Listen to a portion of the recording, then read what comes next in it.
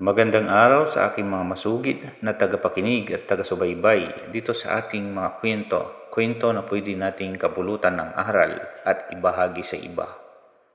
Ang ating kwento ngayon ay pinamagatang Ang Bayan ng Innerlandia. Sa isang malayong bayan na tinatawag na Innerlandia, may pamilya na tinatawag na Destino na kilala sa kanilang kakaibang mga kapangyarihan. Si Darius ang ama ay may kakayahang lumipad.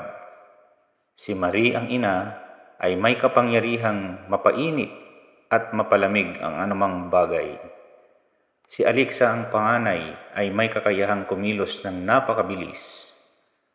At si Liam ang bunso ay may kakayahang mawala at magpakita sa ibang lugar sa loob lamang ng mga segundo.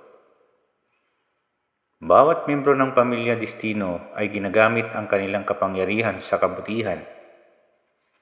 Tinutulungan nila ang kanilang mga kababayan sa mga gawain tulad ng paglipad upang kuhanin ang mga bagay na mataas, pagpatay ng apoy, pangangalaga sa mga tinanim, at pagtulong sa mga may sakit na hindi kayang dalhin sa ospital dahil sa kalayuan ng tahanan na malapit sa bundok.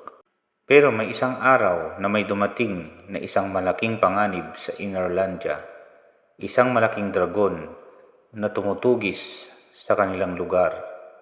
Dahil dito, nagbanta ito ng malaking kaguluhan, lalo na sa mga panahon na ito na hindi makakilos ang mga tao dahil sa takot. Ngunit ang pamilya Destino ay hindi natakot, bagkus ay nagkaisa at pinagplanuhan nila kung paano nila malulusutan at matatalo ang malaking dragon. Si Darius ang ama ang pumunta sa harap ng dragon dahil siya ay may kakayahang lumipad. Iniligtas niya sa apoy ang kanyang pamilya at mga kababayan. Si Marie ginamit ang kanyang kapangyarihan magpainit at magpakulo siya ng malaking kawan ng tubig, habang si Alexa ay mabilis na nagdala ng malaking bato at ibabagsak nila sa ulo ng dragon. At si Liam ay nag-teleport patungo sa dragon para malagyan ito ng lason.